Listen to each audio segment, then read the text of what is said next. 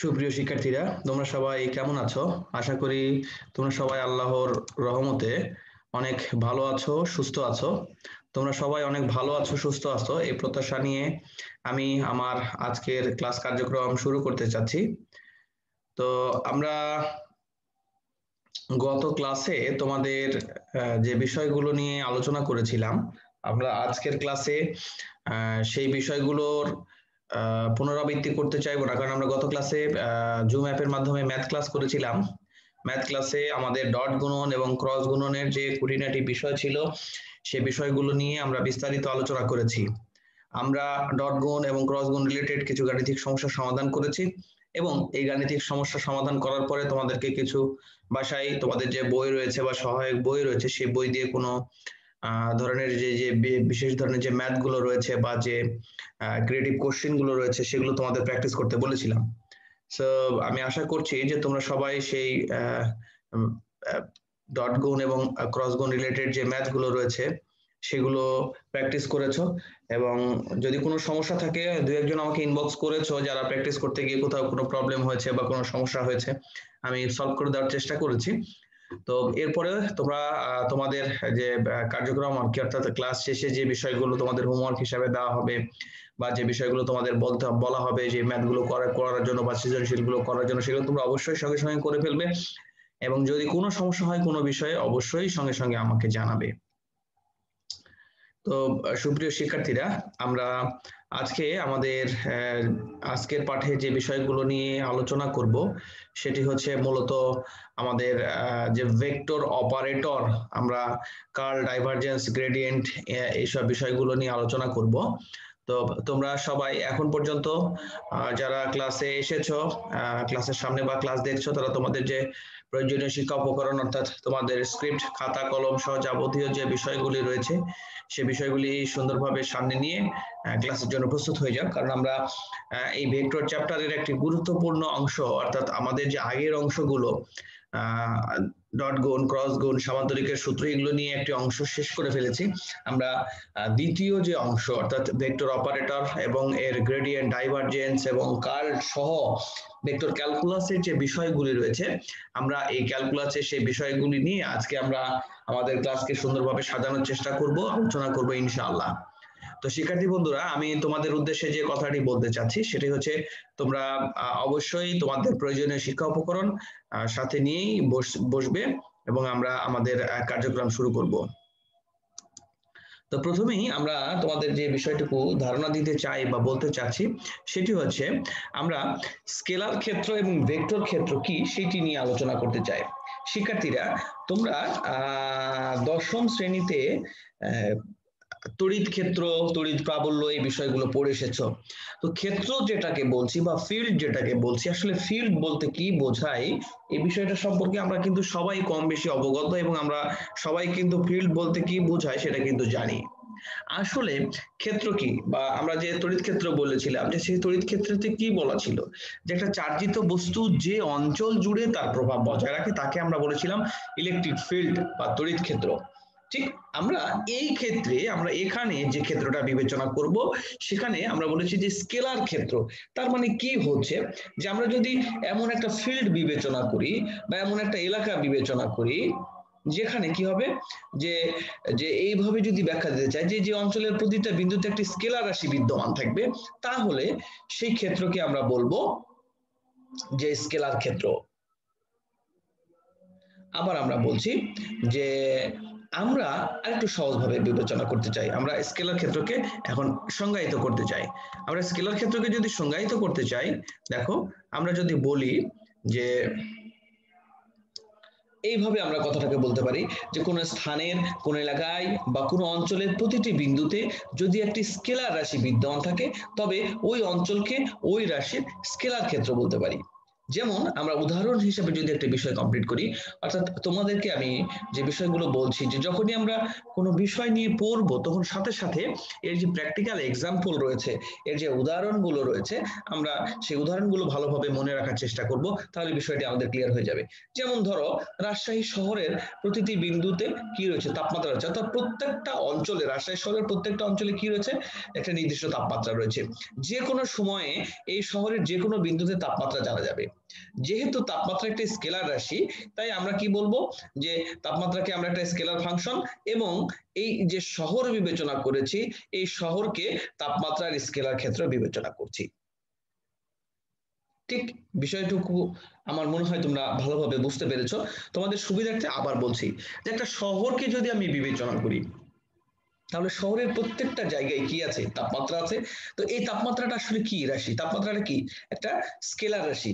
আমরা যে স্কেলার ক্ষেত্রের সংজ্ঞায় কি বলেছিলাম, যে প্রতিটি বিন্দুতে যদি একটি স্কেলার রাশি থাকে, তাহলে শহরের যে প্রত্যেকটা জায়গা, সেই প্রত্যেকটা জায়গায় অবশ্যই কি আছে, তাপমাত্রা আছে।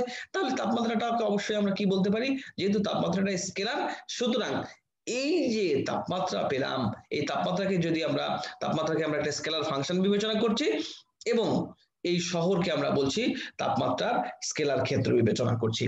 আশা রাখি তোমরা স্কেলার ক্ষেত্র বিষয়টি ক্লিয়ার হতে পেরেছো। সুপ্রিয় শিক্ষার্থীরা, আমরা স্কেলার ক্ষেত্রর বিষয়টুকু ক্লিয়ার হচ্ছি। ঠিক একইভাবে আমরা যদি আরো একটি ক্ষেত্রের কথা চিন্তা করি, যে স্কেলার ক্ষেত্রের পরে আমরা চলে যাব ভেক্টর ক্ষেত্রে। আমরা প্রথমেই আলোচনা করেছি আমাদের যে দুইটি বিষয় ছিল বা কাঙ্ক্ষিত যে দুটি বিষয় ছিল, একটি ছিল স্কেলার, একটি হচ্ছে ভেক্টর। আমি তোমাদেরকে একটি শহরের তাপমাত্রা বলেছি, এখানে যেমন কক্ষের তাপমাত্রা বলা হয়েছে। আচ্ছা, তাহলে ভেক্টর ক্ষেত্রে কি বলা হয়েছে, ভেক্টর অবশ্যই কাজ করবে কি নিয়ে, ভেক্টর অবশ্যই কাজ করবে কি নিয়ে, দিক নিয়ে কাজ করবে। তাহলে এই যে ভেক্টর ফিল্ড আমরা পেয়েছি, আমরা ভেক্টর ফিল্ডকে এভাবে এখন বলতে পারি যে যদি আমরা আগে বলেছি যে অঞ্চলের প্রতিটি বিন্দুতে যদি একটি স্কেলার রাশি বিদ্যমান থাকে, তাহলে সেখানে স্কেলার ফিল্ড। তাহলে ওই একটাই কথা, একই ডেফিনিশন, শুধু আমরা বলবো কি যে অঞ্চলের প্রতিটি বিন্দুতে যদি একটি ভেক্টর রাশি বিদ্যমান থাকে, তবে ওই অঞ্চলকে ওই রাশির ভেক্টর ক্ষেত্র বলা হয়। সুপ্রিয় শিক্ষার্থীরা, তোমরা যারা ক্লাসটি দেখছো, তারা তোমাদেরকে আমি হয়তো বইয়ের যে ভাষাগত সংজ্ঞা সেটি দেখিয়ে দিচ্ছি স্লাইডে, কিন্তু তারপর তোমাদেরকে সহজ করার জন্য আমি বিষয়টুকু একটু বলে দিচ্ছি, তোমরা এভাবে একটু বুঝতে পারো। যে কোনো স্থানের বা কোনো এলাকার বা কোনো অঞ্চলের প্রতিটি বিন্দুতে যদি একটি ভেক্টর রাশি বিদ্যমান থাকে, তবে ওই অঞ্চলকে ওই রাশির ভেক্টর ক্ষেত্র বলে। আচ্ছা, এবার আমরা একটু এক্সাম্পল দেওয়ার চেষ্টা করি। যেমন আমরা যদি নদীতে ধরো মনে করো স্রোত প্রবাহিত হচ্ছে বা তরল প্রবাহিত হচ্ছে, তাহলে এই তরলের কথা যদি চিন্তা করি, দেখো, তাহলে আমরা খুব সহজেই বলতে পারি যে এই তরলের প্রতিটি বিন্দুতে, অর্থাৎ তরলের প্রতিটি যে মলিকুল রয়েছে, প্রত্যেকেরই কি রয়েছে, একটি বেগ রয়েছে। ঠিক আছে, কিন্তু আমরা যদি খেয়াল করি যে যে কোনো সময় তরলের যে কোনো বিন্দুতে, অর্থাৎ আমরা যদি তরলের যে প্রত্যেকটা বিন্দু, প্রত্যেকটা অনুপরমাণু নিয়ে তো আসলে সে গতিশীল হয়েছে, তাহলে প্রত্যেকটার বেগ কি জানা যাবে, বেগ অবশ্যই জানা যাবে। যেহেতু বেগ কি রাশি, একটা ভেক্টর রাশি, তাহলে বেগকে আমরা একটি ভেক্টর ফাংশন, এবং প্রবাহমান যে তরল রয়েছে সেই তরলকে আমরা বলবো বেগের ভেক্টর ক্ষেত্র বিবেচনা করব। ঠিক আছে, ঠিক একইভাবে আমরা যেভাবে স্কেলার ক্ষেত্র বিবেচনা করেছি যে তাপমাত্রা কি শহরের প্রতিটি বিন্দুতে বিদ্যমান, যেহেতু তাপমাত্রা একটি স্কেলার ক্ষেত্র, তাপমাত্রা একটি স্কেলার রাশি, তাই এটা একটা স্কেলার ফিল্ড। আর বেগ নিয়েছি, বেগ প্রতিটি বিন্দুতে রয়েছে প্রবাহমান তরলের, সেহেতু আমরা খুব সহজেই বলে দিতে পারি যে আমাদের যে বিবেচিত তরল, সে তরলের যে যে মলিকুলগুলোর যে বেগ বা ভেলোসিটি, সেটা একটি ভেক্টর কোয়ান্টিটি। সুতরাং এর সাথে যে ফিল্ড রয়েছে, এই ফিল্ডকে আমরা বলছি ভেক্টর ফিল্ড বা ভেক্টর ক্ষেত্র। সুপ্রিয় শিক্ষার্থীরা, আমার মনে হয় তোমরা এতক্ষণে ভেক্টরের স্কেলার ফিল্ড এবং ভেক্টর ফিল্ড সব সময় বুঝতে পেরেছো, বা একটু উদাহরণের সাহায্যে মনে রাখবে। আমি এক্সাম্পল ওখানে তরলের দিয়েছি, বায়ুরও হতে পারে।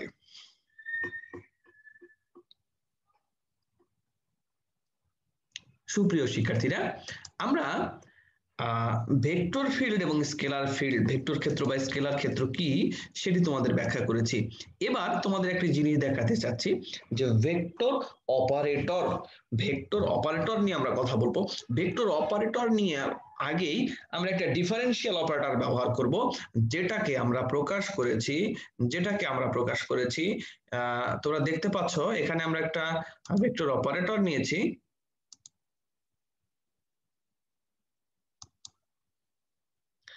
দেখো ডিডিআর একটা অপারেটর নিয়েছি, আমি পয়েন্টার দিয়ে তোমাদের দেখানোর চেষ্টা করছি।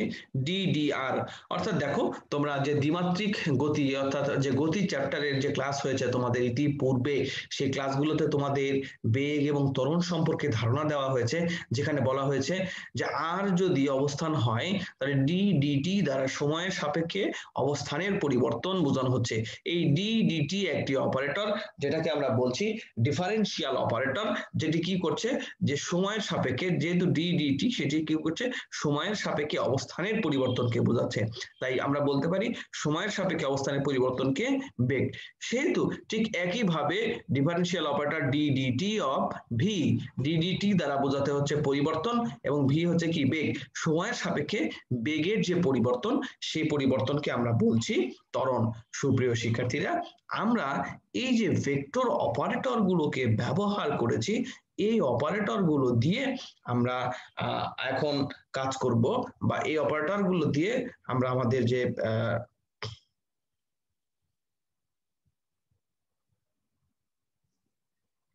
কার্যক্রম সেটা চালাবো।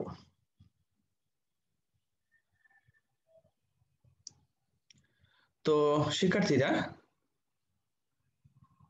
আমরা এখন সরাসরি আমরা যে ভেক্টরের অপারেটর নিয়ে কথা বলছিলাম, সেই অপারেটরের ব্যবহার প্রয়োগ নিয়ে আলোচনা করব।